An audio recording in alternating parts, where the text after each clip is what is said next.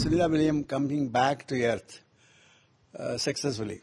Of course, it gives great joy and pleasure. The private companies and the government sector, both working together, how good it can be, how best it can be. This is a typical example. In the entire thing, if you really look at it, America and Russia, you can't have more example of two allies working together. It is almost impossible for anyone to conceive that idea, but they are working together here. See, we saw yesterday Sunita William coming back to Earth successfully. Of course, it gives great joy and pleasure. But I am observing it from a slightly different angle, that this shows two things. One is the private companies and the government sector, both working together, how good it can be, how best it can be. This is a typical example. And this is one thing which I think we should follow. Of course, we are now in the process of bringing the private companies very much in the picture. But there must be some caution. We should be very careful in selecting those startups. It is most importantly that we cannot unless we are careful, we will be in problem. The second thing which we learned from this experience is international collaboration.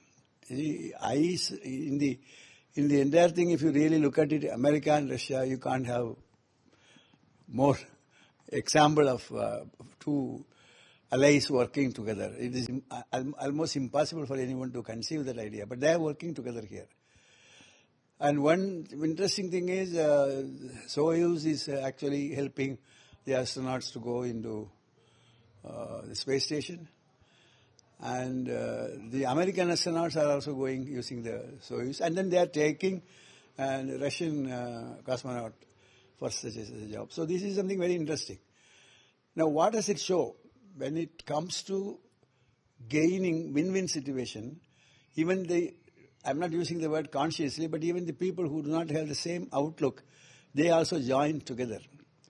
Now, which we should take a cue from this and then try to see whether we can have collaborations with many people.